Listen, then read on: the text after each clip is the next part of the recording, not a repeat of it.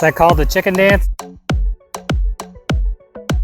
Hey, you guys been hanging around the chickens too much. Of course I am. You gotta show your boyfriend in a couple years.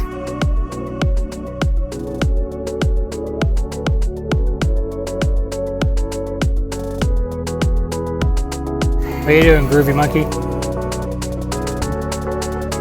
How much paint we got left? No, you gotta say it's a happy board. Happy board, happy brown board. This is like a happy tree. Show me your best Bob Ross tree. Give me a tree right here. I want to see a nice cedar tree.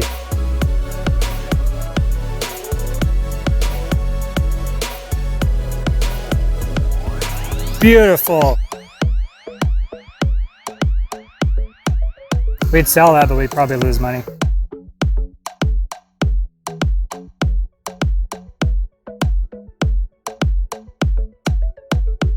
What are you looking at? Get back to work. Distracted me. That'd have been funny if it hit the paint, splattered it all over you. That would be hilarious. Piece of wood. Okay, show me your best tree. Your Bob Ross tree right there. Your best Bob Ross.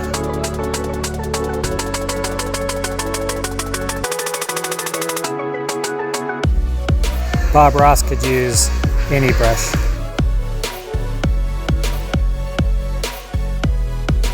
I don't know, I think Valerie's Bob Ross beat your Bob Ross.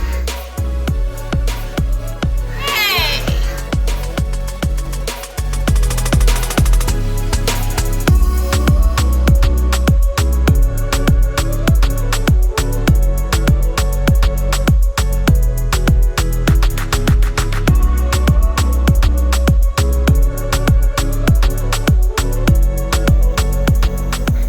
Huh? I said, are you recording? I am.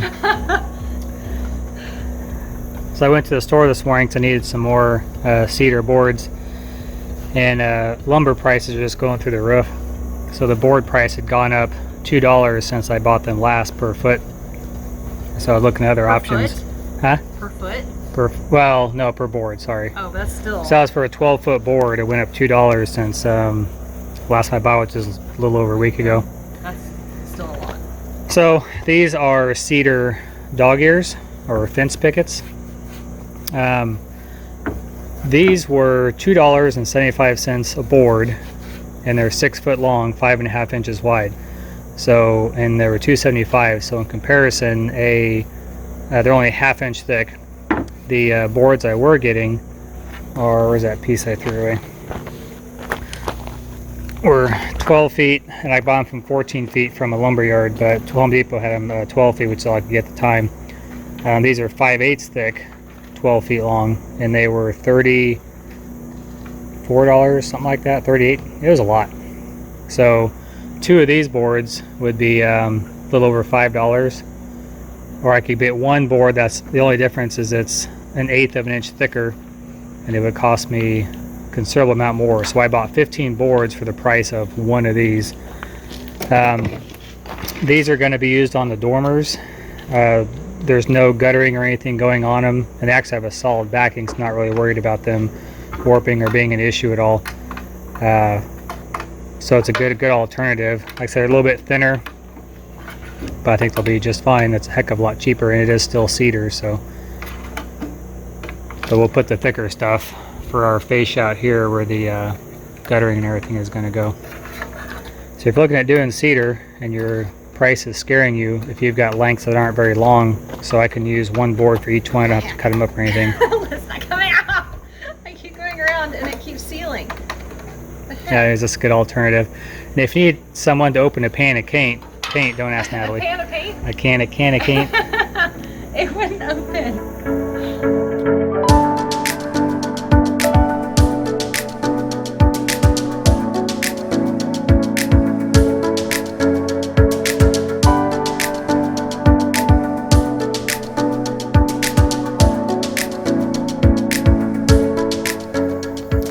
Just finished putting up the fascia on this east side. So one thing I did to try and make it a little bit more unique, I just ran the fascia board down into the overhang soffit area. You can see I just put a little patch some pieces together.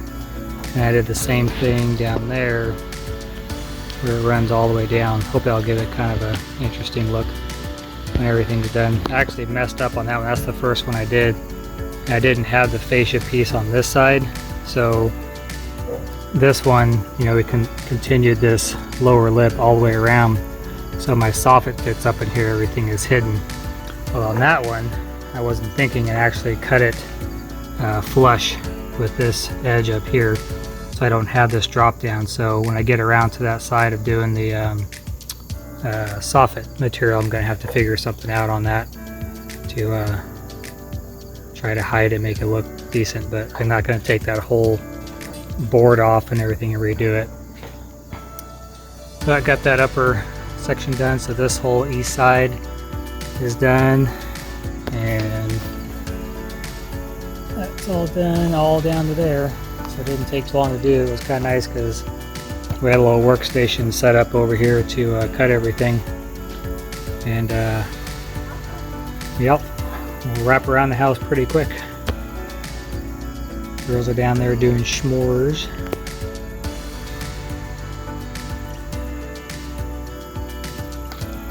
What's going on down there playing while I'm working? If you're gonna have a s'more, you better hurry up. I know. I'm just cleaning up, then I'll be down. Oh yeah. So I often walk past this old barn to look at it for a little bit of inspiration. And one thing you can definitely take from these old barns is that all that siding is cedar. And this has been here for, let's see, probably 80, 90 years maybe. I think this was built in the 30s if I remember right. So 90 some years, that cedar has probably been on there. It's starting to show a little bit of wear and tear here and there, but that's a long time. So that's why we're putting cedar trim in our house. But it'll last, last, and last, and last, and last. That's all I can say about that. It'll last. One real quick note on cedar, you'll see those nails there are bleeding. The oils inside cedar will eat your nails if they're not stainless steel or coated. Galvanized is usually what people use, but you can get stainless steel as well. Okay, so our roofing material comes tomorrow. And I was working on finishing up fascia. So yesterday I got from that corner, finished up going up that side, all these dormers, which took some time. Around here, up, stopped right there. So all I have to do now, shouldn't take me too long. The roofing material comes tomorrow, and hopefully it'll start tomorrow afternoon maybe. It may start Thursday, I don't know. Just gotta go from there, up, down, around. And this backside is just a straight shot that goes up really quick. Shoot down to there. So my plan is to get up, have this board just hanging off, come down here, move the lift all the way back to this corner, start this way and come this direction. The reason being is that the way it ends up is I'll end up with about a 2-foot piece right here. And seeing as how all the weather comes in from this west side normally, if that 2-foot piece rots out for whatever reason, it'll be easier for me to change that than a 14-foot piece or to cut it, things like that. So I'm trying to think ahead that it would be easier to do it that way.